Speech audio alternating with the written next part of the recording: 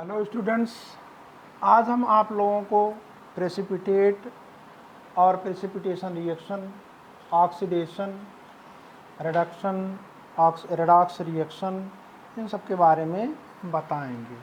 Precipitate क्या होता है? अगर आप मान लीजिए कोई केमिकल रिएक्शन कर रहे हैं, यहाँ पर सबस्टेंस लिए, दो सबस्टेंस और मिलाए केमिकल रिएक्शन हो रहा है, और उस केमिकल रिएक्शन के दौरान ऐसा चीज़ बना जो सॉल्युबल ना हो। यहाँ आपने सॉल्यूशन लिया था, लेकिन ऐसा सबस्टेंस बन गया जो इसमें सॉल्युबल ना हो। वो चाहे ऊपर आ कर के बैठ जाए, चाहे वो नीचे जा कर के बैठ जाए। भारी होगा तो नीचे बैठेगा, हल्का होगा तो ऊपर आएगा। तो उसको हम लोग नाम देते हैं प्रेसिपिटेट। यानी इसकी डिफिनेशन आप लिख सकते हैं कि the insoluble products formed in a chemical reaction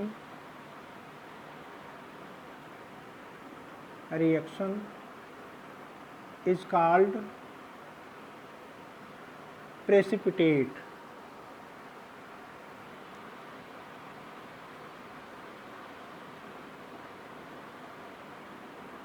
It is denoted by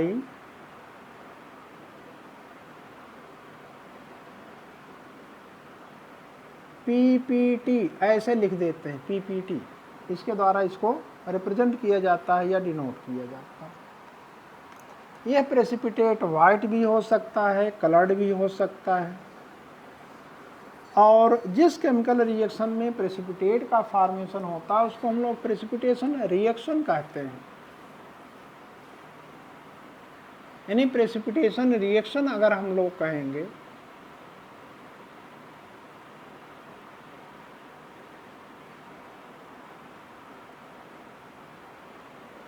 precipitation reaction, the chemical reaction in which formation of precipitate takes place, known as precipitation reaction. Precipitation reaction यानी जिस reaction में precipitate का formation होता है उस reaction को हम लोग प्रेसिपिटेशन रिएक्शन कहते हैं। जनरली हम लोग ये देखते हैं कि डबल डिस्प्लेसमेंट रिएक्शन में काफ़ी रिएक्शन ऐसे होते हैं जिनमें प्रेसिपिटेट बनता है, जिनको हम प्रेसिपिटेशन रिएक्शन कह सकते हैं। एग्जाम्पल आप लेंगे तो एक में हम सेंटेंस लिखेंगे, सब में नहीं। सेंटेंस आप अपने से बना लेंगे। Reaction between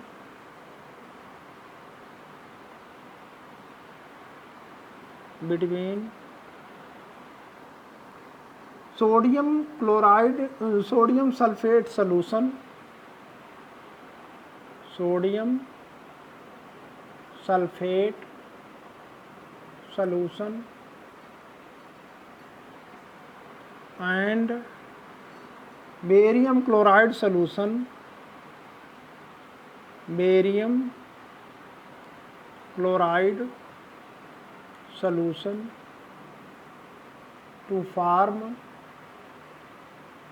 white precipitate of barium sulfate,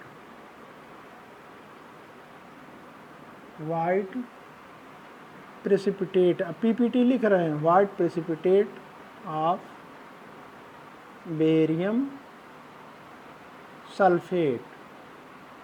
ये तो सेंटेंस में हो गया। अब इसका आप रिएक्शन भी, केमिकल इक्वेशन भी लिख दीजिएगा। Na2SO4 AQ plus BaCl2 AQ, क्योंकि ये सॉल्यूशन थे, और बना आपके यहाँ BaSO4, ये सॉलिड है यानी पीपीटी है, बेरियम सल्फेट, वाइट पीपीटी।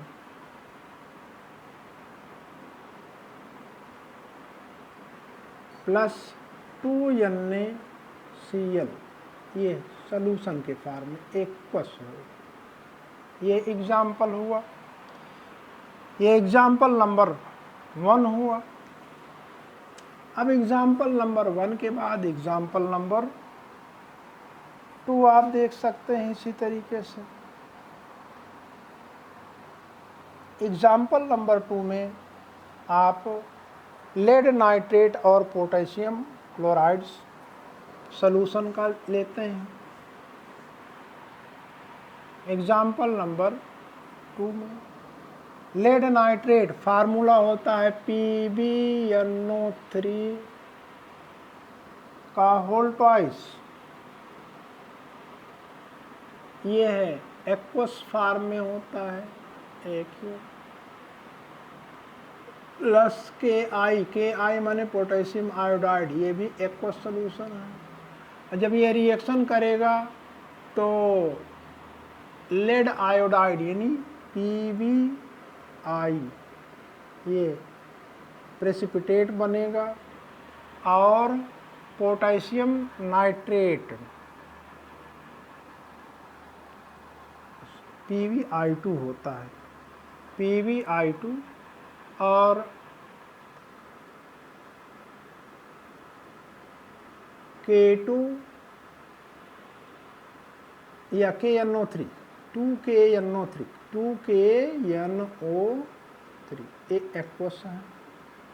अब ये आप देखेंगे येलो प्रेसिपिटेट है, येलो पीपीटी, नाम इसका है लेड आयोडाइड। यहां पर नाम लिख सकते हैं लेड नाइट्रेट।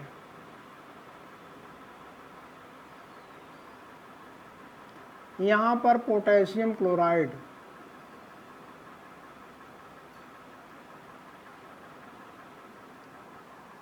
ये रिएक्शन हो गया। नंबर 3 आप लिख सकते हैं कॉपर सल्फेट यानी CuSO4 एक्वस सॉल्यूशन है और इसमें हाइड्रोजन सल्फाइड गैस पास हो रही है और कॉपर सल्फाइड यानी CuS बन रहा है और ये प्रेसिपिटेट है यस के पास सॉलिड फॉर्म में और H2SO4। यहाँ पर ये कॉपर सल्फेट है, हाइड्रोजन सल्फाइड है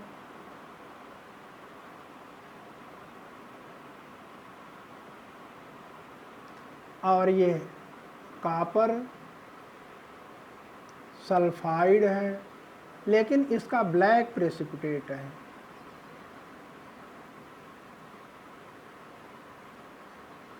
ये ब्लैक जनरली ज़्यादातर रिएक्शन में वाइट प्रेसिपिटेट बनता है, कुछ में कलर बनता है। NCERT में ये लेड आयोडाइड वाला आपके यहाँ है, इसको हम बता रहे हैं, इसमें भी पूछा जाता है इसलिए हमने आपको बता दिया इसको। और एक एक्स्ट्रा हम आपको बता दे रहे हैं, उनको भी आप तैयार रखिए अपने एग्ज़ाम के लिए। 4th है BaCl2 बेरियम क्लोराइड।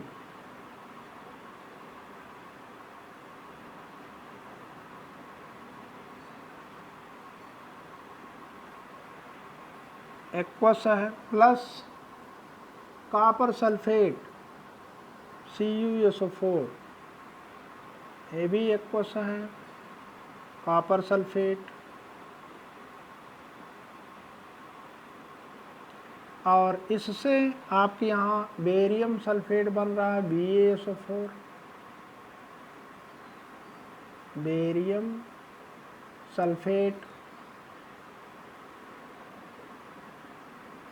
ये वाइट पीपीटी है, वाइट प्रेसिपिटेट है और कॉपर क्लोराइड बन रहा है CuCl2, कॉपर क्लोराइड,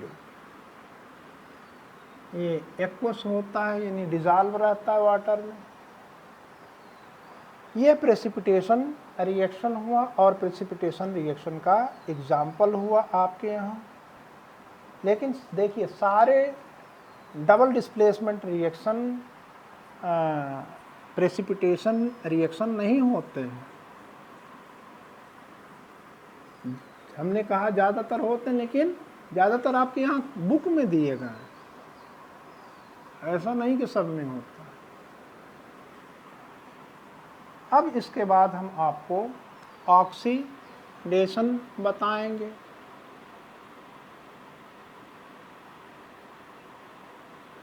ऑक्सीडेशन, अगर मान लीजिए कोई ऐसा केमिकल रिएक्शन हो रहा है जिसमें ऑक्सीजन किसी सबस्टेंस में जुड़ रहा है या किसी सबस्टेंस से हाइड्रोजन निकल रहा है, तो ऑक्सीजन का जुड़ना या हाइड्रोजन का निकलना ये ऑक्सीडेशन कहा जाता है।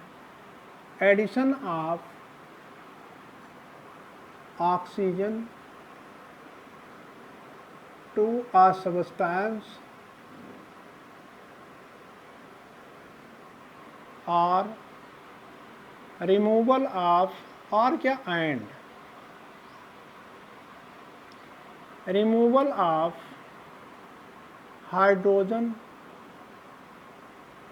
From a substance is called oxidation. इसको हम लोग ऑक्सीडेशन कहते हैं।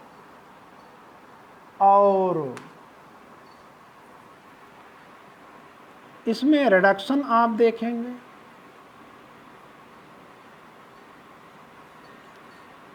रिडक्शन में जस्ट इसका अपोजिट होता है। तो addition of hydrogen to a substance and removal of oxygen from a substance is called reduction, यानी addition of hydrogen to a substance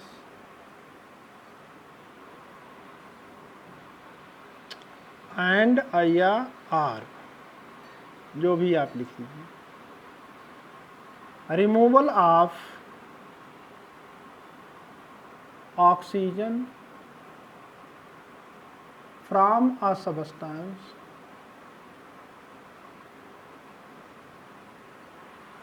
is called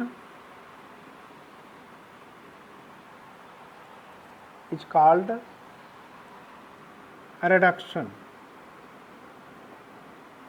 ये तो ऑक्सीडेशन और रिडक्शन हो गया। और ऑक्सीडेशन और रिडक्शन अगर आप समझ गए हैं तो, कम समझे हैं तो एग्जाम्पल में समझेंगे, समझ गए हैं तो बहुत अच्छी बात है। और अगर कोई ऐसा केमिकल रिएक्शन हो रहा है जिसमें एक सबस्टेंस का ऑक्सीडेशन हो रहा है, यानी एक सबस्टेंस ऑक्सीडाइज हो रहा है और एक सबस्टेंस रिड्यूस हो रहा है, तो हम उस रिएक्शन को नाम देते हैं रेडॉक्स रिएक्शन।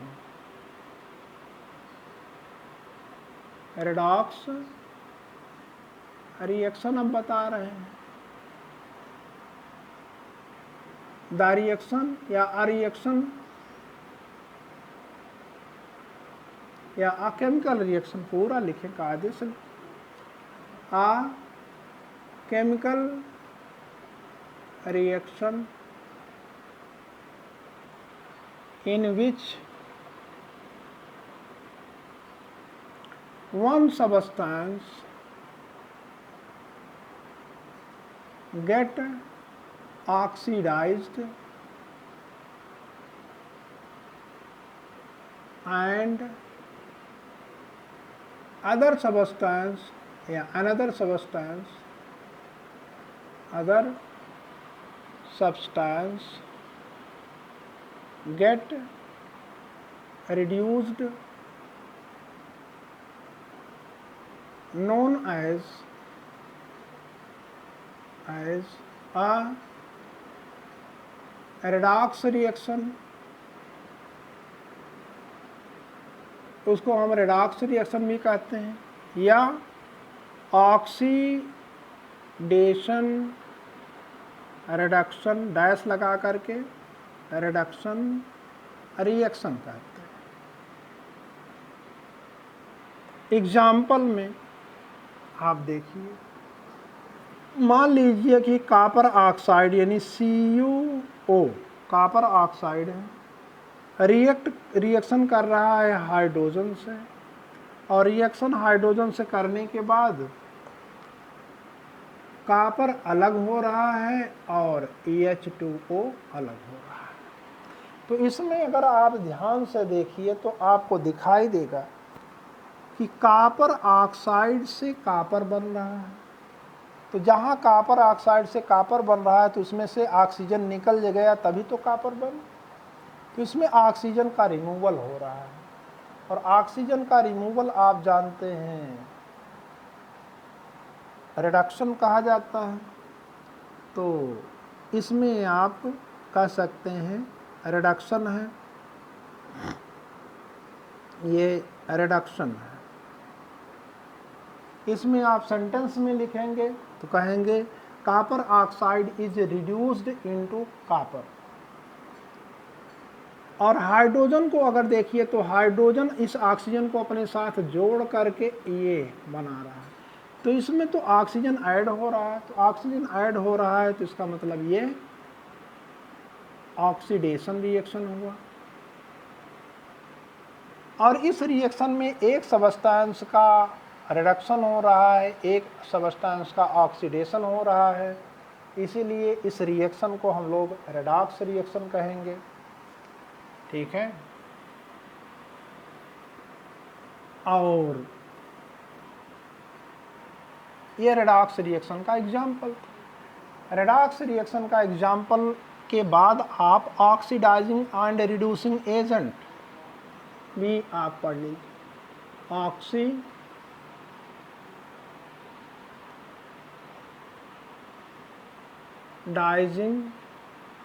एंड यानी ऑक्सीडाइजिंग एजेंट पहले पढ़ लीजिए। The chemical substance which undergo reduction, जो रिडक्शन जिसका रिडक्शन होता है वो ऑक्सीडाइजिंग एजेंट कहा जाता है, और जिसका ऑक्सीडेशन होता उल्टा होता, जिसका ऑक्सीडेशन होता है वो रिड्यूसिंग एजेंट। ऑक्सीडाइजिंग एजेंट में the chemical substance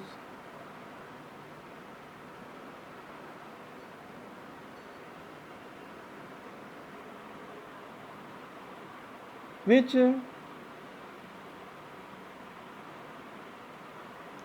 undergo reduction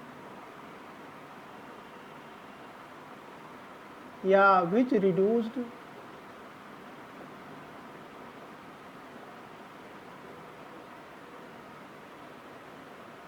known as oxidizing agent. इसको ऐसे भी डिफिनेशन है जो ऑक्सीजन देता हो या हाइड्रोजन लेता हो। The chemical substance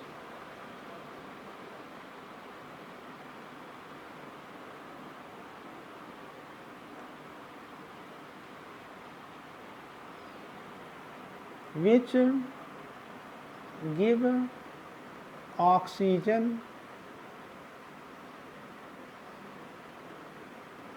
or take hydrogen called oxidizing agent। अब इस ऑक्सीडाइजिंग एजेंट का उल्टा रिड्यूसिंग एजेंट भी होगा। अब अगला होगा reducing agent.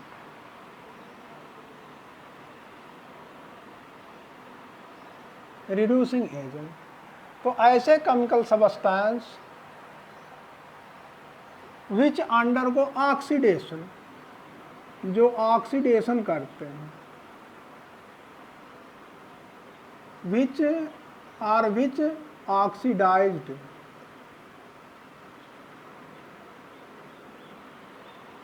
Known as reducing agent,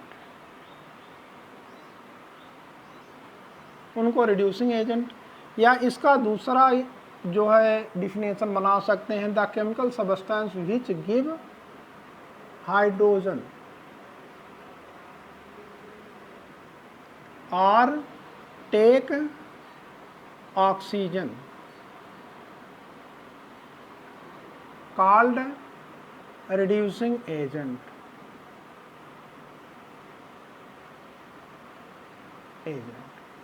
ये डिफिनेशन है। अब एग्जाम्पल में पूरा,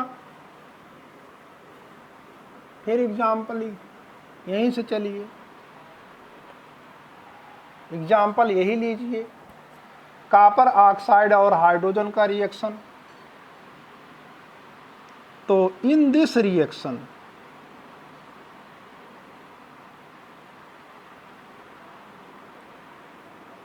CuO आप लिख सकते हैं, CuO is reduced into Cu. Number 2, H2 is oxidized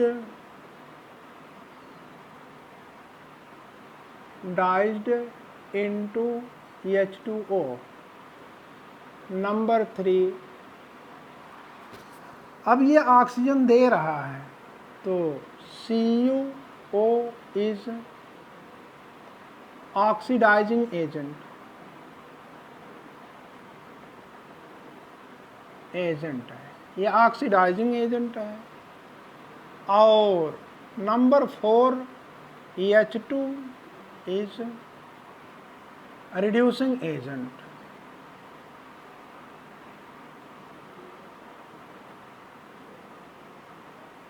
ऐसे आप बता देंगे, और इसमें आपको प्रैक्टिस करना होगा, और एग्जाम्पल लेकर के आप प्रैक्टिस खुद कीजिए, उसमें आएगा। और जो नहीं आए आप हमसे पूछ सकते हैं।